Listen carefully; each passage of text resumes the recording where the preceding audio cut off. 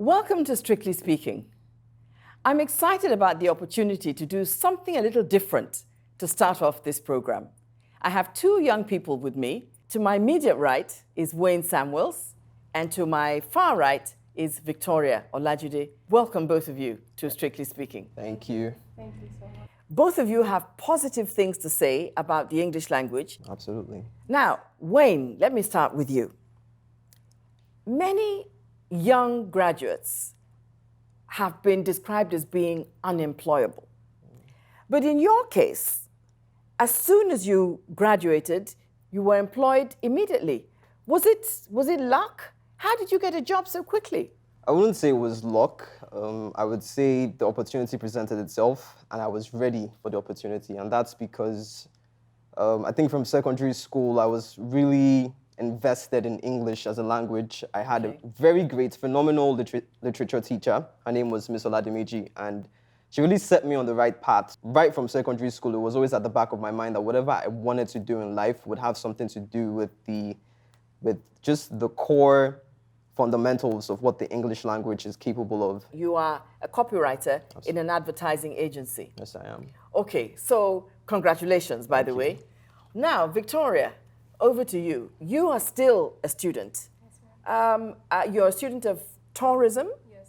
Okay, but then there is an initiative that you have come up with to do with writing and writers. Maybe you can tell us a little bit about it. I'm a student of the University of Ibadan, studying tourism, but I started TVO Tribe as a community that engages creatives, writers, and artists from Nigeria, from Africa in general, just so that we can create stories that have literary understanding and that can communicate Africa's stories in a more genuine manner. So I grew up, enjoying writing, enjoying literature as it is, but I didn't quite have a community that engaged me on proper literary understanding and also improving myself as a writer in Africa. And then there were not so many publishing agencies I knew about at the time. So I created the community so that we can engage young storytellers like myself and also improve our literary understanding, expand the reading atmosphere, especially in Africa, so we can correct ill narratives about ourselves. Basically, that's what TVO Tribe is about. Okay, TVO Tribe, great. It was actually today that I realized that both of you knew each other. How did you meet? Because, I met both of you on totally different platforms. We had a program on TVO Tribe, a anniversary summit. So I spoke to him and asked if he would be willing to engage other writers like himself and expand their thought base, expand the way that they see life. And then he was welcoming, he was able to engage that conversation and we got talking from that front. Interesting, really. So can we talk about you as a spoken word artist?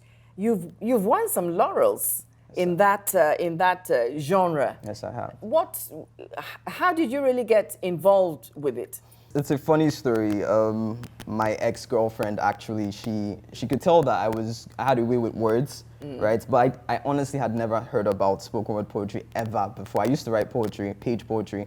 Okay. And then she was like, she really thinks I can do this thing. She really thinks I'm going to be great at it. And then really, it really came to me naturally. It felt like a natural evolution from page poetry. And then it was one of those things where the first time you get up on stage, the whole world stands still, and it was like, okay, yeah, I have some magic here, and I'm going to use this magic till I can take over the world or something. So that was essentially what it was. Where did it all begin? Because there's a root to all of this. You spoke about a teacher, your English literature teacher. What started you off on this literary journey? I would say that it started off with my dad. I grew up in a proper household, but my dad was a literary enthusiast. He had so much books. So he would give us a stack up of books to finish up within a time period. Oh. And then it was like torture at that point because I was really young. I think I was just 10, 11. So I'd read Rich Dad, Poor Dad, all that stack up, Ben Carson. But then he wouldn't even ask us eventually. He would just ask us to make conversations about those books. So it would just bring up the conversation in the sitting room and then we'd have to continue that conversation. So if you did not read the book, you won't be able to continue on the conversation. I was able to go through his library myself and pick up books that I felt interested in, and that is when I found literature in itself, and I just kept on exploring from that point forward. What would you say to young people to encourage them to maybe spend a little less time on their devices and a bit more time with literature, a bit more time reading?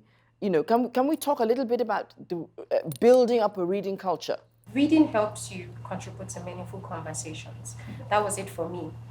And I think I've been able to expand my thought, expand my literary understanding through reading. So I'd advise young people to better understand where they're from, that is where we are from, and then better read so that they can contribute to meaningful conversations and they can expand the African community. They can correct languages, correct perceptions, of who we are and where we come from. The Game of Thrones books are better than the Game of Thrones series, as insane as that sounds. And trust me, it's a phenomenal format of entertainment, believe me when I say that. At the same time, I think that readers are writers, right? If you really want to feel that power of being able to create worlds from just a figment of your imagination, imagine having that power at your fingertips. Nobody can ever take that away from you.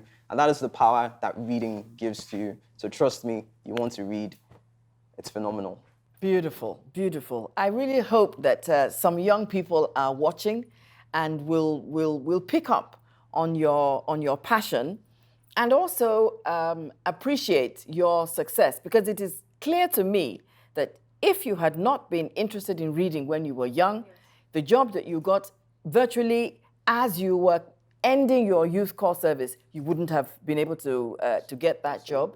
And I'm hoping that by the time you finish your university course, that a job will also be waiting for you. And even if it isn't, TVO Tribe is getting bigger and bigger, and that certainly is waiting for you. Absolutely. So Victoria and Wayne, thank you so much for coming on Strictly Speaking. I've really enjoyed our conversation. Thank you for having us. Thanks for joining us on Strictly Speaking. We'd love you to be part of our growing community. So follow us on social media. Like, comment, and share the conversation. You can also send us an email. And please subscribe to our YouTube channel.